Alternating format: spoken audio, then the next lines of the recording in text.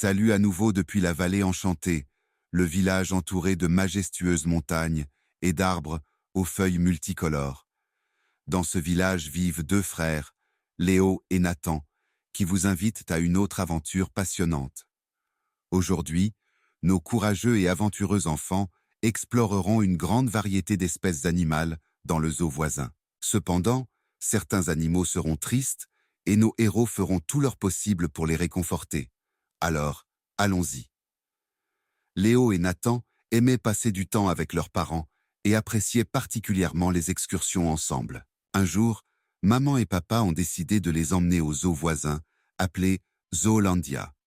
Léo avait déjà visité le zoo auparavant, mais il était trop petit pour se souvenir de quoi que ce soit de ce voyage. Après le petit déjeuner, toute la famille a rapidement rassemblé l'essentiel et est montée dans la voiture en direction de Zoolandia.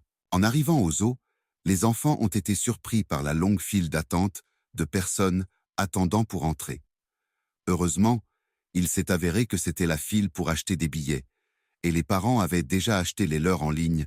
Ils ont donc contourné la foule et sont entrés tranquillement dans le zoo, montrant les billets sur le téléphone de maman. Pendant la visite, les enfants étaient fascinés par les différentes espèces animales. Ils ont observé les pingouins se prélasser et les écureuils se cacher. Ils ont admiré les divers oiseaux, mais ce qui a le plus attiré leur attention, c'était un groupe de lions somnolents. 4 imposants lions étaient couchés sur les rochers et ne ressemblaient en rien aux fiers rois de la jungle. Voyant qu'ils étaient si dépourvus d'énergie, Léo a demandé à ses parents pourquoi ces majestueux animaux semblaient si tristes. Surpris par la question de leur fils, les parents n'avaient pas de réponse et ont suggéré que Léo pose la question à un employé du zoo, s'il en trouvait un. Comme par magie, en quelques minutes, une silhouette vêtue d'un uniforme vert est apparue devant Léo. « Excusez-moi », interrompit Léo l'homme en uniforme vert. « Êtes-vous un employé du zoo ?»« Oui, bien sûr, je m'appelle Nicolas », répondit l'homme en montrant sa plaque. « En quoi puis-je vous aider ?»« Je me demandais pourquoi ces lions sont si tristes et semblent si fatigués, » demanda ouvertement Léo. « Je comprends ce que vous voulez dire, » répondit Nicolas. « Il se trouve que je suis le gardien des lions.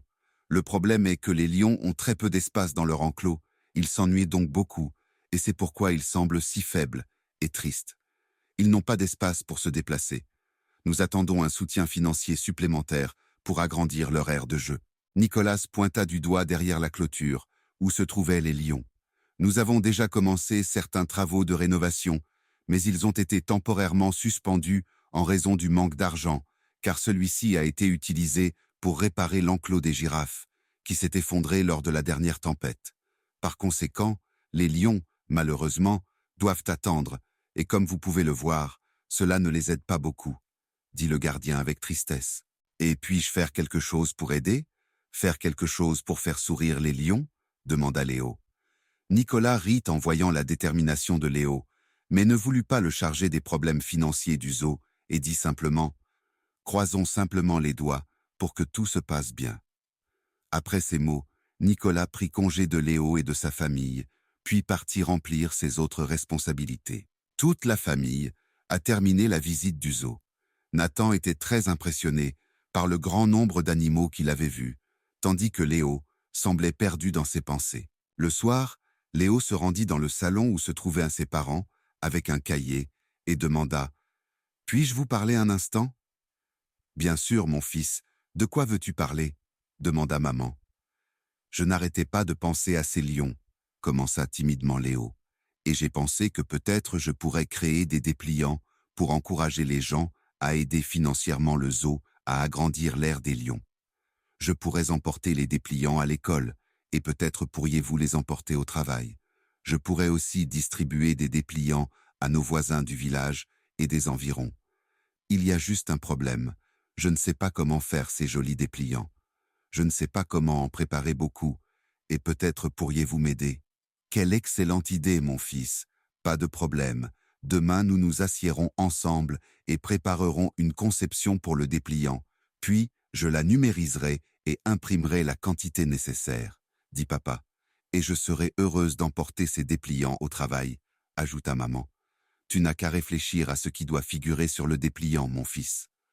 Léo hocha la tête et partit se coucher. Après avoir accompli ses tâches matinales, Léo s'est assis dans l'atelier où papa préparait les conceptions pour les nouveaux jouets.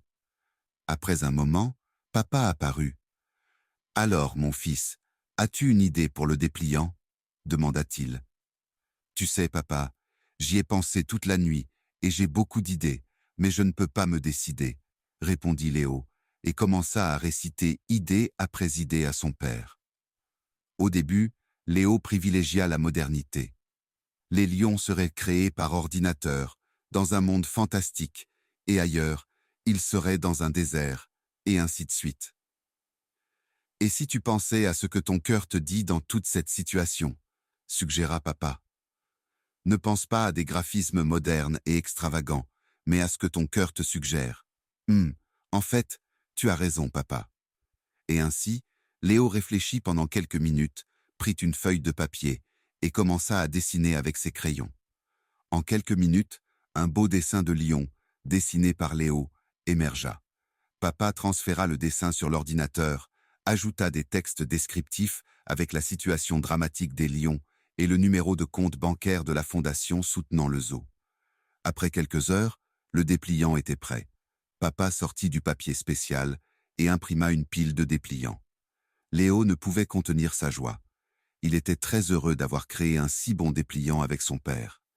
Papa, pour sa part, était très fier de voir que Léo ne pensait pas seulement à lui-même, mais aussi au monde qui l'entourait et à comment l'améliorer. Ensuite, Léo a emballé un sac à dos avec les dépliants et a commencé à les distribuer dans la région.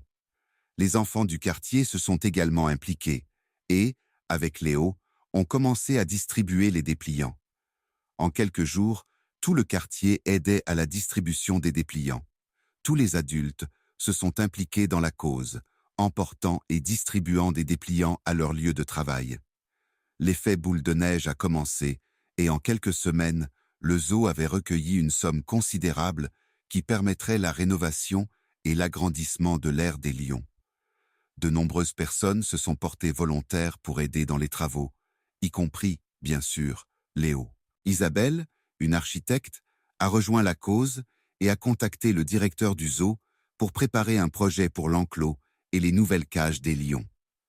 En quelques semaines, un nouvel enclos magnifique a été construit pour les lions. De plus, l'enclos avait maintenant des arbres, des cachettes et, bien sûr, de nouvelles tanières. Les lions ont immédiatement retrouvé de la force, mais surtout, ils ont retrouvé le bonheur. Le travail acharné des habitants et la grande initiative et l'engagement de Léo ont changé le destin des lions. Le directeur du zoo a organisé une grande inauguration du nouvel enclos. Tous les habitants ont été invités à la grande ouverture et Léo a été invité comme invité d'honneur. En signe de reconnaissance, le directeur a remis à Léo un laissez-passer à vie pour le zoo, pour lui et sa famille. Le gardien des lions a remis à Léo une plaque d'honneur en tant que gardien des lions, et sur le panneau d'information à côté de l'enclos, les informations suivantes ont été incluses. Enclos et tanière des lions rénovés grâce à l'initiative et à l'engagement de Léo et des habitants de la vallée enchantée. Léo était très fier de lui.